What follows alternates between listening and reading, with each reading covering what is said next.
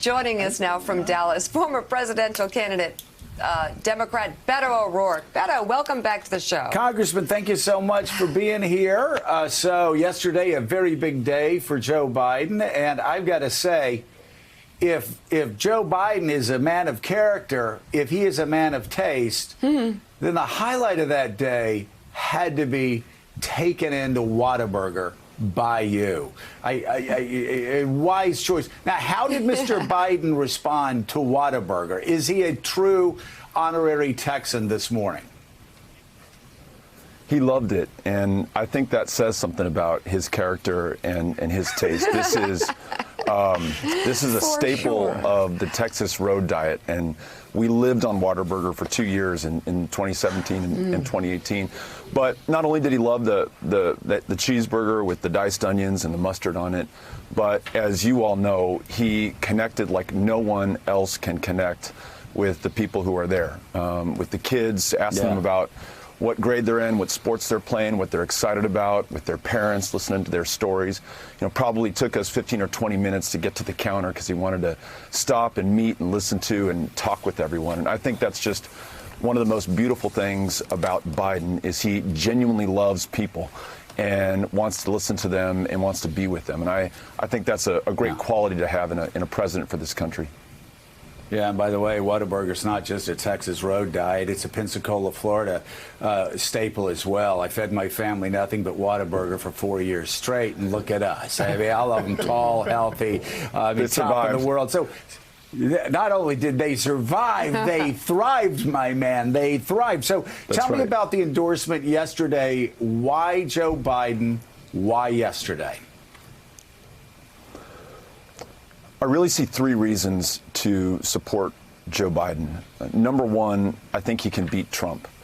In fact, I think he is the antithesis of Trump. His kindness, his humility, his empathy. We watched that town hall last week in South Carolina where Reverend Thompson's talking about the Mother Emanuel AME shooting. And Biden's response was better than I've seen any other candidate, perhaps in any other forum like that. The ability to transcend the politics and the policies and just make a human-to-human connection was absolutely profound.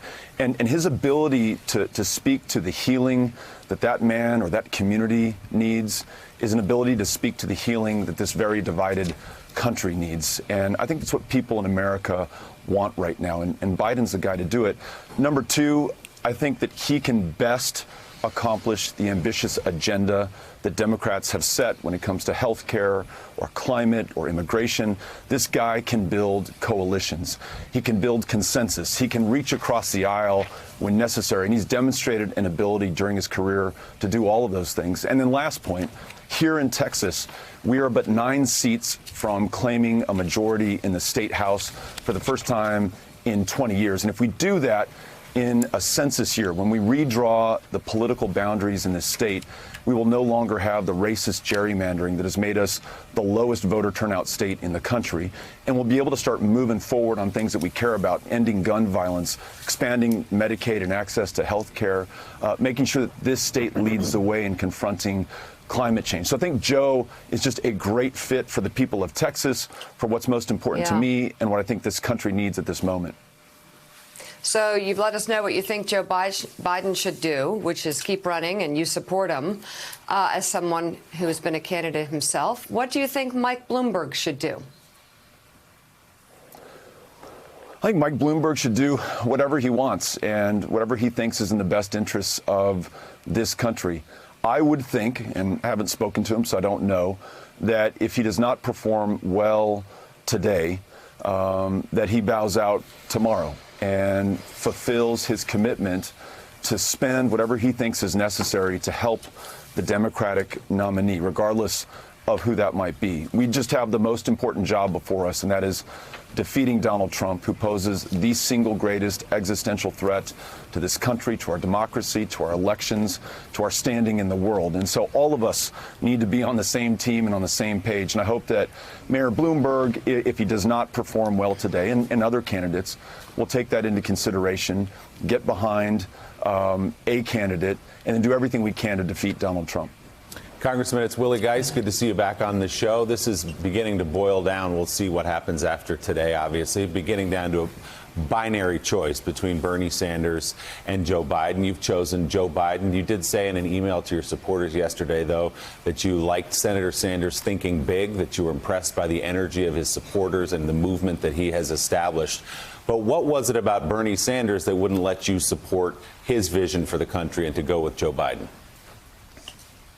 Yeah, that's right. I think that thanks to Bernie, we've had a really robust, constructive conversation about health care. I think Bernie's moved the window on what's possible when we're talking about funding college education. I think he's really forced us to think big, and I think his followers, especially young people who are at the vanguard of his movement, have the kind of energy that we need in this country to actually accomplish so many of these objectives. But to perhaps put it in positive terms, I really do think that only Joe Biden can beat Donald Trump. I think only Joe Biden can help lift those down ballot candidates in states like mine in Texas. And it's not just me saying that. I've been listening to these members of Congress, these state House reps. They want Biden at the top of the ticket. And I think only Biden has demonstrated a proven capacity to build coalitions and consensus. So if we want to get health care for everyone, if we want to do everything necessary to successfully confront climate change, more than the idea, more even than our followers, we're going to need to build coalitions and relationships. And Joe Biden, there's no one better at doing that, not only domestically and with the Congress, but think about internationally what we're going to have to do, the coalitions we're going to have to build. Vice President Biden has a proven track record of getting that done. So for that reason, he's a candidate I'm supporting. And you say, Congressman, and you're not the only one to say this, obviously, only Joe Biden can beat Donald Trump. Why do you believe Bernie Sanders cannot beat Donald Trump?